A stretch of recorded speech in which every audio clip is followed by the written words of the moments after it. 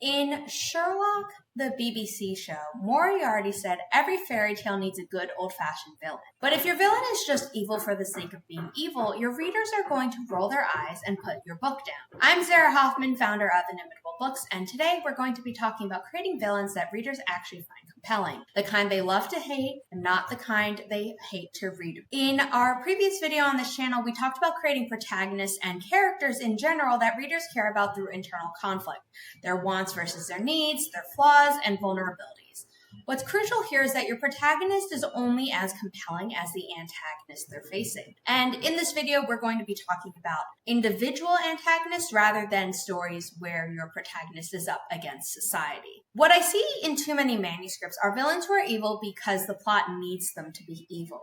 They're doing terrible things, but we have no idea why. Maybe they're power hungry, maybe they're just crazy, and maybe they had a bad childhood. None of that will feel real or interesting if you don't put more work into it. The problem isn't that your villain is doing bad things. They're supposed to be doing bad things. The problem is that your readers aren't able to understand them, and therefore they're not going to care. Remember, a weak villain makes for a weak story, no matter how compelling your protagonist is. And I'm going to issue a blanket spoiler for all the stories that I will be mentioning in this video. Starting with Hannibal Lecter in Thomas Harris's 4 novels, Red Dragon, The Silence of the Lambs, Hannibal, and Hannibal Rising. There have been movies and TV show adaptations of these stories and the character, but I'm going to be talking about the novels as that is what I am most familiar with. Now, jumping into what makes this villain understandable while still being absolutely morally reprehensible is that he's a serial killing cannibal. But he and his sister were captured by Nazi sympathizers. Then he was forced to watch those people kill and cannibalize his sister and also feed her to him without him knowing. That would mess anyone up. He eventually hunts them down and kills the men responsible in grotesque ways, which I'm not going to go into, but this information informs who Hannibal Lecter is as a character. It actually doesn't really come up until book 3, Hannibal, or the 4th book, Hannibal Rising, which is the prequel to the trilogy that came before it. Now, does this make him a morally great character because of his tragic backstory? No, and in the next video I will be releasing on this channel, I will be discussing morally great characters. Hannibal Lecter is 100% a villain, but understanding where he comes from adds an extra depth and motivation to his actions that make him interesting. Your villain has a goal that makes sense to them. They're not trying to be evil for the sake of being evil. Now, one could argue that maybe there are some real people who are like that, but in fiction, you want them to be trying to achieve something that they believe is necessary or right, and the evilness of their actions comes from their methods and their willingness to sacrifice others or their skewed understanding of what is actually good. Think about real-world people who've done terrible things throughout history. They didn't think of themselves as villains. They thought they were solving problems, protecting their people, and or creating a better world. They had their justifications that made sense within their, however skewed, worldview. And that's what makes them terrifying. They can commit atrocities, often at a devastating scale, and then justify them not only to themselves, but to the public in a way that others will willingly follow them. So when you're building your villain, don't start with they're bad. Start with what do they want and what will they do to get it, similar to how you are building your protagonist. That is going to be your foundation for your antagonist, because remember, they are still a character, and our video all about character creation applies to your villain in the basics that I covered. They don't need to necessarily have the same character arc that your protagonist does, but knowing their want versus their need and what they'll do to get their want is super important. And then everything else, all the terrible things that your villain does, should flow from their core motivation. When readers can trace the line from I want to protect my family to I'm going to burn all my enemies, even if they're horrified by the actions, your reader will understand the logic. And that understanding creates a kind of tension that will keep readers turning the pages of your book. One of the most effective villain types is what I call the twisted mirror. They want the same thing as your protagonist, but they're willing to go much further to get it. In Mockingjay, the third book of the original Hunger Games trilogy by Suzanne Collins, we have Katniss Everdeen and President Alma Coin, who are both opposing President Snow and the capital of Panem. They are working together, although there is definitely friction there, and Coin is not taking the high road.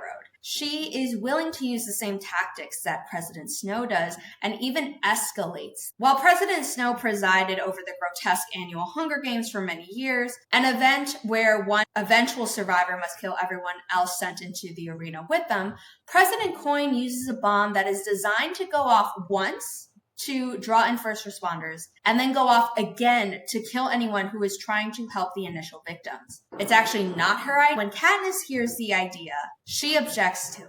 And not just because her younger sister is a first responder, but Coin enacts it because she believes the ends justify the means. She needs to overthrow Snow at all costs in order to install herself as the new leader of Panem. Katniss, on the other hand, doesn't want to stoop to his level. The character comparison you might come up for your own story works because it forces your protagonist to confront what they could become if they made different choices. It raises the stakes beyond just, I need to stop the bad guy, to, I don't want to become the bad guy. The key is making sure both characters' motivations feel equally valid on the surface. And if they're the same goal, then you have that built in. Remember, the difference is in the methods that they are taking and the lines they are willing to cross. Villains become infinitely more interesting when they have a personal connection to your protagonist. And I don't just mean that they're related or they're former best friends, like Magneto and Professor X in X-Men, though that is obviously a great example of this. What I'm talking about here is that the conflict feels personal to them, not just circumstantial. If your villain knows your protagonist personally, or at the very least knows the struggles that your protagonist is going through, because they have seen it in other people or have experienced it themselves, they can target specific weaknesses and fears. When your protagonist knows your villain personally, or at the very least knows your villain's backstory, they have to grapple with the complicated feelings that come with fighting someone that they can empathize with. And there are different types of personal connections. You can have former allies who had a falling out. This, going back to a comic book example, is perfectly executed. Captain America Civil War. You have the divide between Captain America and Iron Man. This is especially powerful because Steve Rogers has a connection to Tony Stark's father, which is a sore point for Stark. And then it gets even messier when you figure out that the Winter Soldier was involved in Iron Man's parents' deaths. But if you're doing this for your own story, this type of connection is powerful because they understand the other's tactics, weaknesses, and they know how they think because they used to brainstorm together. You have mentor and student, where the villain trained the hero or vice versa. This sense of betrayal and complicated loyalty is for creating tension in your story. If the mentor feels like they failed or the student feels abandoned, you have an extra level of hurt underneath the conflict. If we go into the Star Wars universe, we see how Obi-Wan trained Anakin Skywalker, who eventually became Darth Vader. And in the TV show Obi-Wan Kenobi, we hear Anakin say, I am not your failure, Obi-Wan. You didn't kill Anakin Skywalker. I did. And some might say that this is an even more devastating blow for a teacher to hear than just seeing their student walk away from them. If we want to talk about a student feeling abandoned by their teacher, then you can think of Ben Solo being almost killed by his uncle Luke Skywalker. This is more than just a teacher feeling like they failed. It is a teacher turning on their student, and that creates a lot of trauma and motivation for an eventual villain. You have family members that automatically creates emotional complexity, like I just described, but you want to be careful to not make it feel melodramatic. The family connection between your protagonist and your villain should genuinely affect the conflict, not just be mentioned for shock value. What does it cost your protagonist to fight their own family, and what does it say about the villain that they're willing to hurt their own blood? If they're from the same family, They might have shared trauma, but you can also have shared trauma between your protagonist and villain without them sharing an upbringing. I mentioned that if your villain can understand what your protagonist has gone through or vice versa, they are able to identify strengths and weaknesses better. But you also need to consider that if they have shared trauma, how did it shape them in different ways? Because they are on opposite sides of whatever conflict you have in your story. Whatever type of personal connection you give your protagonist and villain, it needs to make it harder and not easier for your protagonist to do what needs to be done. The protagonist needs to have moments where they hesitate and where they remember that if they choose a certain way, they might become a villain themselves. These moments are going to cost them something no matter what. That creates extra conflict and tension to keep readers going through your book. Now, let's talk about a pet peeve of mine. Incompetent villain. Villain needs to be genuinely good at what they're doing, not lucky, not surrounded by incompetent heroes, but actually skilled and intelligent. Readers need to believe that this person could achieve their goals. Your hero is coming in after the villain has already established some sort of rule, and if they were only able to do that because no one opposed them, that's not interesting. If your villain is capable, they should anticipate your protagonist's moves, have backup plans, learn from their mistakes, pose a real threat even when the protagonist is doing everything right, and you should have them win, especially in the first 2/3 of the book leading up to the climax. A competent villain forces your protagonist to grow and adapt, which creates a more satisfying character arc for your hero. Jadis from The Magician's Nephew, who is then known as the White Queen in The Lion, the Witch, and the Wardrobe, is not only powerful, she's intelligent, she's calculating, and she accomplishes a good number of her schemes even after some of them initially fail. Here's why a competent villain matters. If your villain is easily outsmarted or defeated, then there were never any real stakes to the story. Why would your readers be worried if there is no real threat? And why would your reader be happy to spend hundreds of pages watching a conflict if the hero was never going to lose? A competent villain makes victories feel earned. When your protagonist finally wins, readers feel satisfaction because they know how hard it was. They've watched the protagonist struggle, fail, adapt, and try again. They've seen the villain anticipate and counter the protagonist's plans, and they feel the tension of not knowing whether the hero would be able to pull off a victory. The competent villain raises the stakes by making readers genuinely worry about the outcome of every skirmish between protagonist and villain. And when readers worry, they keep reading, which is exactly what you want. Another way to make your villain interesting is to give them at least one argument or that has genuine merit, something that you can't dismiss outright, even if their methods are wrong. This is another view of the twisted mirror, but instead of being a twisted mirror for the character, it's also one for you, the reader. It's going to force your protagonist and your readers to question their assumptions.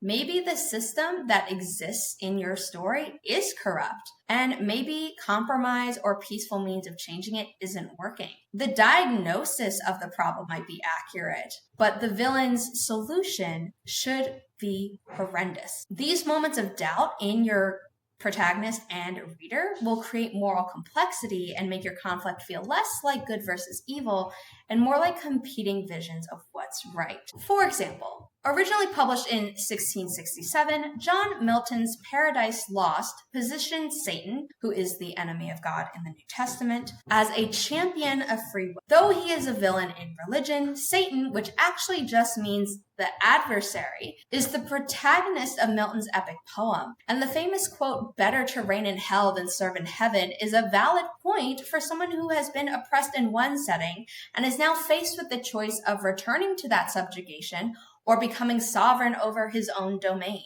By giving your villain a valid point, it makes readers uncomfortable in the best way. They want to root for the hero, but if the hero is insisting that there's nothing wrong and they start agreeing with the villain, then that creates tension, anxiety, and a lot of other emotions that will spur your reader to keep going through your book. Now, a lot of the examples I have given throughout this video, even those in passing, like I mentioned Magneto, have had tragic backstories. Hannibal Lecter was the victim of Nazi sympathizers. Magneto who is known by Eric Lenscher, although has since been renamed Max Eisenhardt to better reflect his Jewish heritage, was at a Nazi concentration camp. And you might be thinking, I need to give my villain a tragic backstory. But I mentioned at the start of this video that that's not enough to make them interesting. What makes a villain interesting if they have a tragic backstory is how they react to it and how they let it shape them. The tragedy needs to connect directly to their current motivations and methods. Just like with world building and how I advised you to create your protagonist and other characters in the previous videos of this playlist, you don't want to include extraneous and irrelevant things, especially when you're in the planning stages of the building blocks of your story. If your villain has experienced betrayal and now trusts no one, that's a clear connection. It's actually an example I gave for your main character in the previous video, which just shows that your villain is not a 2D cutout, but is a character in their own right. If your villain watched their family starve while the wealthy feasted, and now they believe wealth must be seized by force, that tracks. We can actually go back to the Hunger Games world by Suzanne Collins, because in the Ballad of Songbirds and Snakes, we see where President Snow came from. He did not come from a perfect world of privilege. He and his family were struggling, and now he presides over the excess and amoral capital in pen. If your villain was powerless during a crucial moment and now they're obsessed with control, like Magneto was when he was being abused by the Nazis, we can trace that line of him never wanting to lose control and also doing everything he can to protect mutants from humanity's prejudice. In Demon in the Wood by Leigh Bardugo, the Shadow and Bone trilogy villain of the Darkling finally gets a backstory. Now, Netflix gave him a different one, but in the book and then graphic novel, if you read that version. As a child, the Darkling and his mother were constantly on the run because there was no safe haven for Grisha when he was growing up. Being shadow summoners made them even more hunted because people were afraid of their powers. Readers know he ultimately went on to create both the Shadowfold, although the actual Unsee was unintentional. And he also created the Little Palace, where he can keep Grisha safe in Ravka as long as they fight the Tsar's wars for him. The Darkling's desire to overthrow the corrupt Tsar and take power for himself is because he has seen so much trauma and persecution of Grisha over centuries that the main character, Alina Starkov, can't imagine. He's been diplomatic for years, getting more and more concessions for his Grisha so that they are able to train, are fed, are housed, and not killed like witches at the stake or dissected like science projects.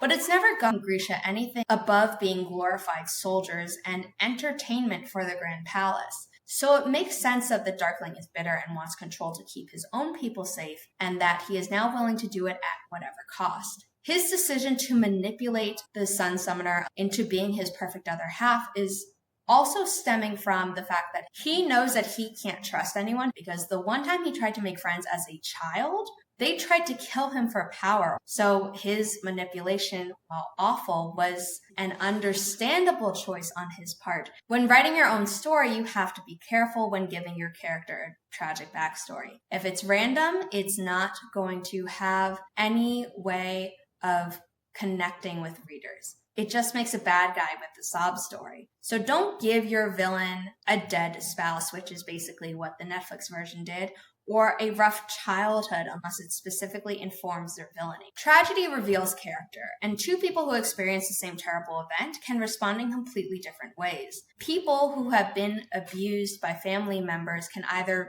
continue to abuse their own family members, continuing the cycle, or decide they never want to experience abuse themselves again, but also prevent other people from being abused. That stems from the same trauma, but are two completely different reactions. The divergence is where interesting villains live. They have the same opportunity to be a good person like your protagonist, but they have chosen a different path. And something in them, maybe it's fear, anger, both, or something else, that leads them to make those different choices. And then those choices compound. The first compromise led to a second and a third, etc. Each time they have found a reason to go a little bit further, until one day everyone around them would view them as a villain. And that's the real tragedy. Not the event that happened to them, although that is normally pretty tragic, but the person that they became because of it. But you should also consider that not all villains need to be tragic. Some of the most effective villains are ones who are just cruel, and you can really see that in real life right now. But people who started with good intentions and let small compromises lead them to bigger ones until they became a villain is also a great way to build your antagonist. Tragedy is not a requirement. And when you are using tragedy, you need to use it to deepen understanding, not to manipulate sympathy. Again, your readers need to think, I understand why you became this way and why you're doing what you're doing, but you shouldn't be. They shouldn't be thinking, oh, they're just hurt. They're not really a bad person because they're doing bad things, which essentially makes them a bad. Here are mistakes that I see in villains throughout fiction. The tragic backstory is used as an excuse for everything they do. That's lazy writing. Your characters need to understand the villain without thinking their behavior is acceptable. Second, if you make them too powerful or too weak, both lead to the same problem. There are no stakes. If they're too powerful, why would the protagonist even try? If they're easily defeated, the protagonist is going to win no matter what. And I talked about that earlier. The sweet spot is a villain who is genuinely dangerous but is fallible. Third, the last minute reveal that a villain was evil all along, something that Pixar started doing. It worked a few times and then they overdid it. If you're going to have a villain be revealed, you still need to plant the seeds early. If you've ever written a mystery, or watched mystery or thriller stories, you know that people want breadcrumbs. People should be able to look back earlier in the story and see the clues, the signs, even if they didn't know that's what they were. A twist isn't satisfying if it comes out of left field. It feels like you cheated your readers because you didn't put in the work that makes it real and believable. Another mistake is making your character evil for evil's sake. Your villain shouldn't do cruel things just because they're the bad guy. If your character is a sociopath, that is enough reason for them to just be cruel, but you can't make someone be the bad guy because your plot demands it and no other reason. Every action needs to serve their goals or reveal their character, preferably both. Pointless cruelty makes your character feel cartoonish unless, like I mentioned, there's a psychological reason for it. A monologuing villain who has their entire plan is incompetent. How many times have we seen a villain who could have won had they just shut up? Yes, it's a classic trope, but it's also lazy. If your villain is actually competent and intelligent, like I expressed the importance of earlier in this video, they wouldn't give away all of their plans to the hero. And they also wouldn't create a time for the hero to escape because they're too caught up in their own genius. You need to find a more organic way to reveal the villain's scheme. Let it actually fully play out or have the protagonist piece it together while trying to anticipate how to defeat the villain. Or if the villain has co-conspirators, you can have them explaining part of the plan, but show it as it's playing out or is in planning stages, not just here's the giant whiteboard with the entire scheme. Also, you don't want to create a hypocrite without acknowledging it.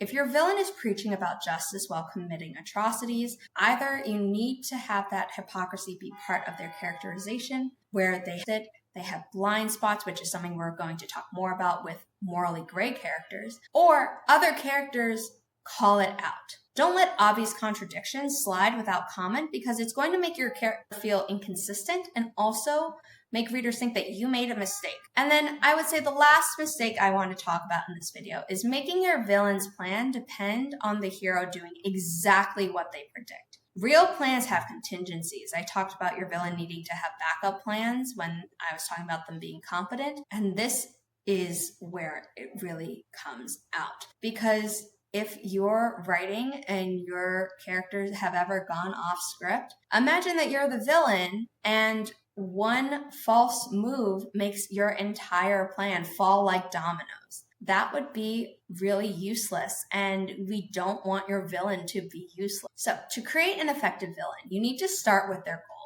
What do they want? Why do they want it? What will they do to get it? And if you say that they want power, that's not specific enough. Do they want the power to govern themselves? Do they want the power over other people?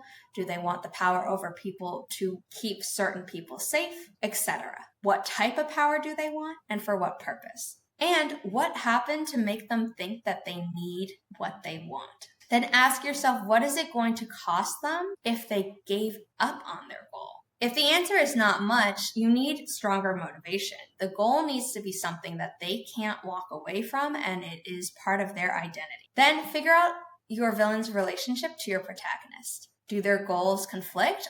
Are they actually striving towards the same goal with completely different methods like we talked about? Are there personal stakes between them? Do they know each other on a personal level? If so, how are they going to exploit that, etc.? And then you want to establish their competency. What are they good at? What resources do they have? What makes them a genuine threat? And how are they going to adapt if their plans go wrong? Now, with your protagonist, if you are following Save the Cat, there is a thing called the Dark Night of the Soul, where your main character is questioning themselves. Now, if you want your villain to be super effective, you need to give your readers that moment of doubt. I talked about the villain having a good point, and you also need to make sure that your protagonist doesn't just ignore that, because then it makes your protagonist look naive, or your protagonist should be questioning their own assumptions and dealing with the psychological discomfort of having to acknowledge that the villain isn't completely wrong. They're just wrong in all the ways that count. And finally, give your villain at least one trait that your readers can relate to. And this can be connected to they actually have a good point, or it could be something completely innocuous, like your villain loves their family. Maybe they value loyalty.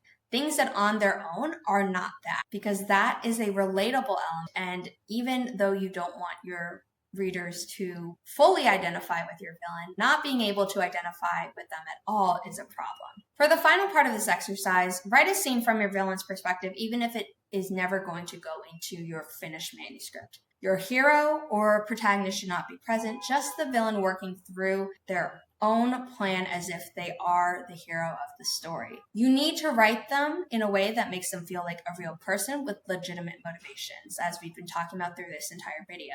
Because if you can't understand them well enough to write from their perspective, your readers aren't going to understand them either. If this video helped you at all, Inimitable Books has a character development PDF guide available for purchase, or you can get an expanded version with worksheets and other exercises for free when you join the Inimitable Writing community and its Query Ready course. The community also comes with weekly Q&A where you can get feedback from someone who has worked in the publishing industry for a decade. Links to both are in the description below, but I also recommend that you check out the last video in this series about character development, because like I've been saying, your villain doesn't think they're a villain, they think that they're a hero. And so if you learn anything from this video, you can then combine it with what you learn in the character development video to make sure your villain is more than just a villain. Don't forget to like this video and subscribe to the channel if you haven't already, because up next I'm going to be discussing morally gray characters who blur the line between hero and villain, because sometimes the most interesting characters are the ones who make us question where that line should be drawn in the first place. Tell me in the comments what makes your villain compelling beyond being just evil. What's the moment in your story where readers might think, wait, maybe they have a point? I'd be interested to know, so leave that down below. And until then, thanks for watching, and I will see you in the next video.